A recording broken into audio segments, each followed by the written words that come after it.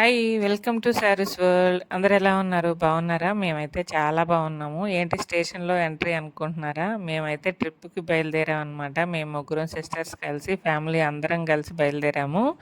ఎప్పుడనుకుంటున్నారు? ఎవ్వరు ఎక్స్‌పెక్ట్ చేయరనమాట. అందరూ summer హాలిడేస్‌కి trip వెళ్ళి మాక్సిమం స్కూల్ స్టార్ట్ అయ్యే టైంకి వచ్చేద్దాం అనుకుంటారు గదా! మేమైతే నెక్స్ట్ డే స్కూల్ స్టార్ట్ అయితదన్నప్పుడు మేము జూన్ ట్రిప్‌కి 12థ్ స్కూల్ బయలుదేరామనమాట. స్టార్ట్ అయితే కదా! మేమైతే జూన్ 11థ్ నైట్ ట్రిప్‌కి బయలుదేరాం. కొంచెం కూడా భయం లేదు కదా మాకు. ఇదైతే 2 ఇయర్స్ బ్యాక్ ప్లాన్. ఒకసారి వెళ్దాం అనుకున్నాం హైదరాబాదు. అప్పుడు మళ్ళీ వెళ్దాం అని పోస్ట్‌పోన్ అయితూ అది క్యాన్సిల్ అయిపోయిందనమాట. లాస్ట్ ఇయర్ అయితే ఈ డిస్కషనే అసలు రాలేదు.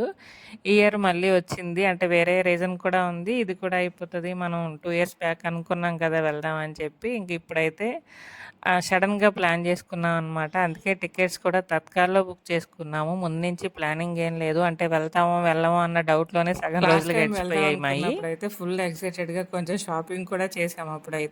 అప్పుడు క్యాన్సిల్ అయిపోయింది. ఈసారి పెద్దగా ప్లానింగ్ ఏం లేకుండా ముందు రోజు బయలుదేరిపోయాము. అంత హడావిడి ఏం లేదు. షాపింగ్‌లు ఇలాంటివి ఏం పెట్టుకోలేదు పెద్దగా. అంటే మన దగ్గర ఉన్నాయి కొంచెం అడ్జస్ట్ చేసుకొని, పిల్లలకి ఏమన్నా టీ షర్ట్‌లు అలాంటివి తీసుకొని ఇంక ముందు రోజే అప్పటికప్పుడు మేమైతే 4 డేస్ ప్లాన్ చేసుకున్నాము. అంటే మేము ఏమేమి ప్లేస్‌లకి వెళ్దాం అనుకున్నాం, లేదంటే అక్కడ ఇంకేమన్నా అంటే మనం వెళ్ళాల్సిన ప్లేస్‌లు, చూడాల్సిన ప్లేస్‌లు ఉన్నాయా అని చెప్పి ముందు కొంచెం వీడియోస్ అవి చూసి గూగుల్‌లో సెర్చ్ చేసి అలా బయలుదేరాం. 4 డేస్‌లో ఇవన్నీ కవర్ చేసేయాలి ఏదోలాగా అని చెప్పి. ట్రిప్ అన్న మాటే గానీ మొత్తం హడావిడి అనమాట. అంటే ఈ టైంకి వెళ్తేనే ఇది కవర్ చేయగలుగుతాము అన్న టెన్షన్‌లోనే గడిచిపోయినాయి 4 డేస్. కానీ ఫుల్‌గా ఎంజాయ్ చేసాము. ఇంకా ఫస్ట్ డే నుంచి 4థ్ డే వరకు మేము ఏ ప్లేస్‌లకెళ్ళాం, మాకు ఎంతయింది బడ్జెట్ అనేది ఈ వీడియోస్‌లో క్లియర్‌గా చెప్తాను మీకు. ఇదైతే ఫస్ట్ రోజనమాట. హైదరాబాద్‌లో ఇంకా స్టేషన్‌లో దిగాం సికింద్రాబాద్‌లో. అక్కడి నుంచి మాకు రిలేటివ్స్ వేరే రీజన్ కూడా ఉందని చెప్పాను కదా! వాళ్ళ ఇంటికి వెళ్ళే రీజన్ కూడా ఒకటుంది. వాళ్ళు దుబాయ్ వెళ్ళిపోతున్నారనమాట. ఇంకా ఫైనల్‌గా సెండ్ ఆఫ్ ఇద్దాం ఒకసారి అని చెప్పి వాళ్ళ ఇంటికి ఫస్ట్ వెళ్ళాము. అక్కడే ఫ్రెష్ అయిపోయి బ్రేక్‌ఫాస్ట్ కూడా చేసి అక్కడికి వాళ్ళ ఇంటి దగ్గరలో చిలుకూరు బాలాజీ టెంపుల్ ఉందనమాట. దగ్గరంటే మినిమమ్ ఒక 1 అవర్ అలా పడతది. కానీ హైదరాబాద్‌లో ఎక్కడి నుంచి ఎక్కడికెళ్ళాలన్నా ఈజీగా 1 అవర్, 2 అవర్స్ అలా పట్టింది మాకైతే. ఇంకా చిలుకూరు బాలాజీ టెంపుల్‌కి ఫస్ట్ రోజు వెళ్ళిపోయాం. ఆ రోజు సాటర్డే. మంచిగా స్వామివారిని దర్శనం చేసుకుందామని చెప్పి వాళ్ళ ఇంటికాడ బ్రేక్‌ఫాస్ట్ అది చేసేసి 11కి అలా స్టార్ట్ అయ్యాం. మేము టెంపుల్ దగ్గరికి వెళ్ళేసరికి 12 అయిపోయింది. 1:30కి అలాగా టెంపుల్ క్లోజ్ చేస్తారంట. మళ్ళీ 3:30 వరకు ఓపెన్ చేయరన్నారు. సో ఇంక ఫాస్ట్‌గా వెళ్ళి దర్శనం అయితే చేసుకున్నాం. దర్శనం తొందరగానే అయిపోయింది మాకు. ఒక హాఫ్ అన్ అవర్ అలా పట్టినట్టుంది. ఇంక అక్కడ మంచిగా దర్శనం చేసుకొని కొన్ని పిక్స్ అయి తీసుకొని బయటకొచ్చి మంచిగా కూల్‌గా ఒక సోడా అయితే తాగాం. ఫుల్ ఎండలనమాట. అప్పటి వరకు ఫుల్ ఎండగా ఉండింది. మేము 4 డేస్ ఉన్నాం హైదరాబాద్‌లో. 4 డేస్ ఫుల్ ఎండనమాట. ఫస్ట్ డే ఒక్కటి అయితే తప్ప. ఇంకా బండ్లగూడకి సరౌండింగ్స్‌లో ఉన్న మేము చూడాలనుకున్న ప్లేస్‌లయితే కవర్ చేసేద్దాం అనుకున్నాము. ఇంకా అక్కడ బాలాజీ టెంపుల్‌లో దర్శనం అంతా అయిపోయిన తర్వాత చిన్నగా కొంచెం షాపింగ్ లాంటివన్నీ చూసేసుకొని బయలుదేరి డైరెక్ట్‌గా గోల్కొండకైతే వచ్చేసాము. అప్పటికి 3 అలా అయింది. ఇంకా ఎలాగో లంచ్ టైం దాటిపోయింది కదా అని చెప్పి మళ్ళీ లేట్ అయిపోద్దని అక్కడే చిన్న హోటల్ ఉంటే అక్కడ ఇంకా మీల్స్, ఫ్రైడ్ రైస్ అయి చెప్పుకున్నాం. ఎక్కువ ఎక్స్పెరిమెంట్లు చేయడానికి ఏం లేదనమాట. ఆప్షన్స్ కూడా మనకేం ఉండవు. మ్యాక్సిమం మీల్స్ ఇలాగే ఉంటాయి కాబట్టి మేము మీల్స్ ఇలా ఫ్రైడ్ రైస్ చెప్పుకున్నాం. మనకి టేస్ట్ తగ్గట్టు ఉండదు కానీ కొంచెం అడ్జస్ట్ అయిపోవాల్సిందే. మీల్స్ కూడా మనలాగా అన్లిమిటెడ్ ఏం కాదనమాట. ఒక ప్లేట్‌లో రైస్, పప్పు, కర్రీ ఏసిస్తారు ఇంకంతే. మళ్ళీ ఎక్స్‌ట్రా రైస్ కావాలన్నా 40 రూపీస్ అంట. సో, ఇంకా అలా లంచ్ అయితే లైట్‌గా చేసేసి బయలుదేరిపోయాం గోల్కొండలోకి ఎంటర్ అవ్వడానికి. ఇక్కడ టికెట్ ఉంటది. 20 రూపీస్ ఎంతో పర్ హెడ్. పిల్లలకైతే 10 రూపీస్ అనుకుంటా. ఇంకా మేము టికెట్స్ అవి తీసుకొని లోపలికి ఎంటర్ అయ్యేసరికి ఫుల్‌గా మబ్బులొచ్చేసాయి. భలే అనిపించింది. క్లైమేట్ అయితే ఎంత బావుందో. చల్లగా అయిపోయింది మొత్తం. మేము లోపలికి వెళ్ళగానే ఇంకా వర్షం కూడా స్టార్ట్ అయిపోయిందనమాట. వెదర్‌లో గోల్కొండ చూస్తుంటే ఎంత బావుందో అది మాటల్లో చెప్పలేమనమాట. రియల్‌గా ఎక్స్‌పీరియన్స్ చేయాల్సిందే. ఒక పక్క నుంచి వాన, కొంచెం ఫుల్‌గా గాలి, అక్కడ మంచి ఓపెన్ ప్లేసు. అదైతే ఫుల్‌గా ఎంజాయ్ చేసాం మేము. ఒక 1 ½ అవర్ అలా ఏమో ఉన్నట్టున్నాం గోల్కొండలో. కానీ అదైతే మంచి టైం అనమాట. భలే అనిపించింది చల్లగా. కొన్ని వీడియోలు తీసుకున్నాం, ఫోటోస్ తీసుకున్నాం. పిల్లలైతే ఫుల్‌గా ఎంజాయ్ చేశారు.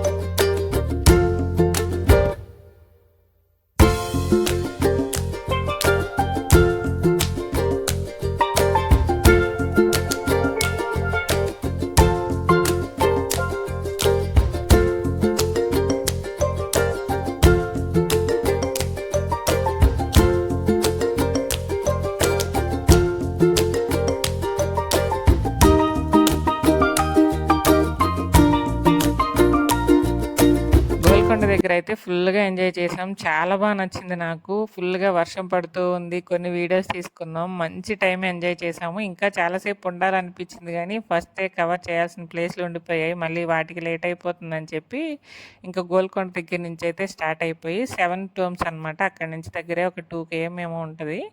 అది కూడా విజిట్ చేయొచ్చు బావుంటదని చెప్పారని చెప్పి అక్కడికి వెళ్ళాం. మేము వెళ్ళేసరికి కొంచెం లైటింగ్ పోయిందనమాట. నార్మల్‌గా 5, 5:30 అయింది గానీ, అప్పుడు కొంచెం వర్షం పడుతుంది. ఫుల్‌గా మబ్బు ఉంది కాబట్టి కొంచెం లైటింగ్ అంతా పోయింది. ఇది డే టైమ్ చూస్తే బావుంటదంట. 7 టోమ్స్ అంటే ఇవి అప్పట్లో ఉన్న రాజుల సమాధులే. 7 ఒకేలా ఉంటాయంట. కొంచెం దూరం దూరంగా ఉంటాయి. 7 ఒకేలా ఉంటాయి. మనం కొంచెం లైటింగ్ ఉన్నప్పుడు వెళ్తే అన్నీ కవర్ చేయొచ్చు. కానీ మేము వెళ్ళేసరికి లేట్ అయిపోయింది కాబట్టి 1, 2 చూసి మళ్ళీ రిటర్న్ అయితే బయలుదేరిపోయాం. అక్కడ మనకు ఒక గైడ్‌లా ఉండి ఎక్స్‌ప్లెయిన్ చేస్తారనమాట. వాళ్ళకి కొంచెం మనీ ఇవ్వాలి. దానికి కూడా టికెట్ ఉంది. 20 రూపీస్ పర్ హెడ్ అనమాట. ఇంకా కొంచెం 1, 2 చూసి అక్కడ మళ్ళీ రిటర్న్ అయితే బయలుదేరిపోయాం అక్కడి నుంచి. అక్కడ కూడా ఫుల్ వర్షం తడిచిపోయాము. ఇంక అక్కడి నుంచి అయితే నెక్స్ట్ స్టాచ్యూ ఆఫ్ ఈక్వాలిటీకి బయలుదేరాం అనమాట. మాకు ఒక 1½ అవర్ పట్టింది గోల్కొండ దగ్గర నుంచి.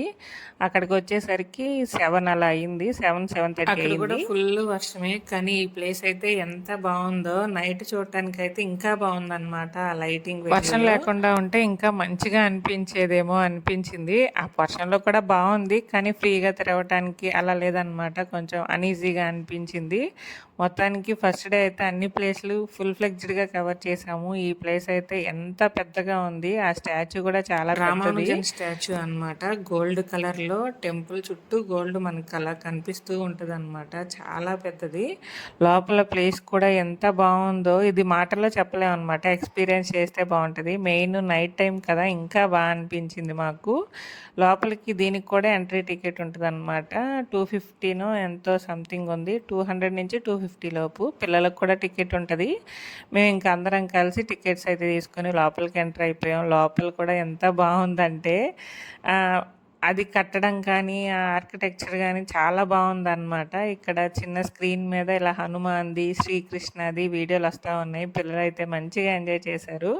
టికెట్‌కి వర్త్ అనిపించిందనమాట. లోపల మొత్తం 108 అవతారాలు కూడా ఉన్నాయి. వెంకటేశ్వర స్వామి అంటే విష్ణుమూర్తిది. ఇంకా అవి కూడా మొత్తం అన్నీ విజిట్ చేయొచ్చనమాట మేము. మనకి ఇలా లోపలికి వెళ్ళాలంటే టికెట్ తీసుకున్న తర్వాత సేమ్ మనకి ఆ స్టాచ్యూ ఎలా ఉంటదో ఆ ప్రింట్ కూడా అలాగే ఉంది. ఇంకా మేము టికెట్ తీసుకొని లోపలికైతే ఎంటర్ అయిపోయాం. నాకైతే పిచ్చి పిచ్చిగా నచ్చిందనమాట ఈ ప్లేసు. ఎంత పెద్దగా ఉందో మినిమం మనకు ఒక 2 అవర్స్ అలా పడతదనమాట. మొత్తం కవర్ చేయాలంటే స్లోగా అన్నీ చూసుకుంటూ. మేము ఇంకా 1 బై 1 దర్శనం చేసుకుంటూ బయలుదేరాము.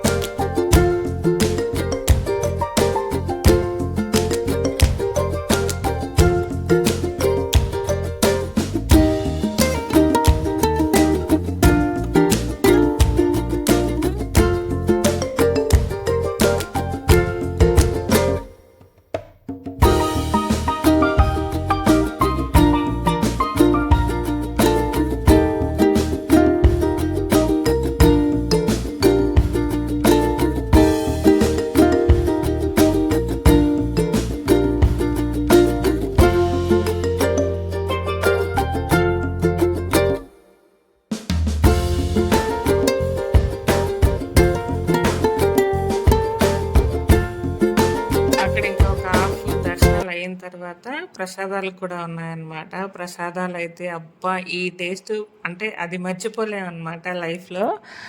పులిహోర, మేము మైసూర్ పాకు, బాదుషా ఇలాంటివన్నీ ప్రసాదాలనమాట అక్కడ. Any item 50 rupees. కానీ టేస్ట్ ఎంత బావుందంటే అన్నిట్లో ప్యూర్ ఘీ తెలుస్తూ, పులిహోర అయితే కమ్మగా అంటే మనం ఎంతైనా తినేయొచ్చనమాట. అంత అనిపిచ్చింది. 50 రూపీస్ అంటే కొంచెం ఎక్కువేమో అనిపించింది గానీ, ఆ ప్రైస్‌కి అది వర్త్ అనమాట. ప్రసాదంలా కాకుండా మేమైతే ఫుల్‌గా ఎంజాయ్ చేసాం. మనకెన్ని కావాలంటే అన్ని తీసుకొని, ఇంకా ప్రసాదం కూడా తినేసిన తర్వాత మిగతావన్నీ దర్శనం చేసుకున్నాము. అన్నీ చాలా బాగున్నాయి. ఇక్కడంతా తమిళ్‌లో కొంచెం రాసుందనమాట. మన తెలుగు కాకుండా.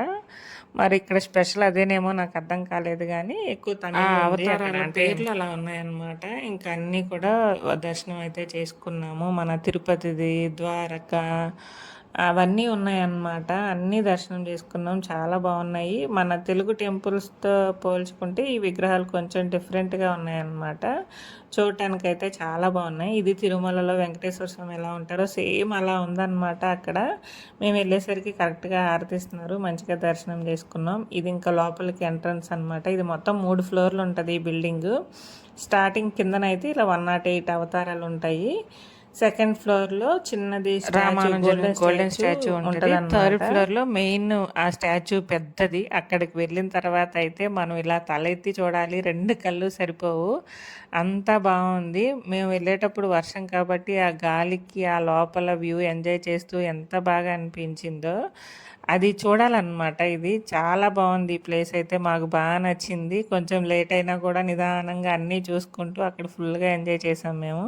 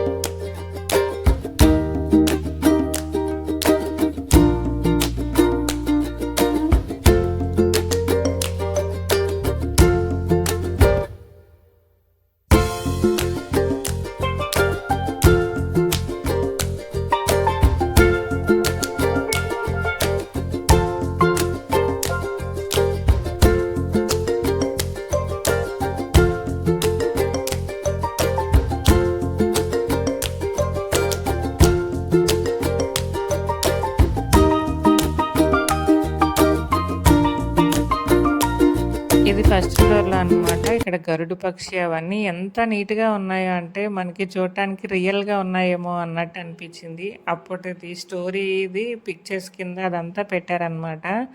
చాలా నీట్‌గా మెయింటైన్ చేస్తున్నారు. ఎంత బావుందో ఈ ప్లేస్ అయితే. ఇంకా మేము తిరిగి అలసిపోయి కొంతసేపు అయితే అక్కడ మేము ఇదే కూర్చున్నాము. మాట్లాడుకున్నాం అనమాట. చాలా బాగుంది ప్లేసు. మంచిగా మెయింటైన్ చేస్తున్నారు. చాలా పెద్ద ప్లేసు ఇదే అని చెప్పుకుంటూ కూర్చున్నాం కొంతసేపు. ఇంకా తర్వాత అక్కడ లిఫ్ట్ కూడా ఉంటదనమాట మనకి థర్డ్ ఫ్లోర్ వరకు వెళ్ళడానికి. ఇది సెకండ్ ఫ్లోర్‌లో రామానుజన్ స్టాచ్యూ అనమాట. Golden statue.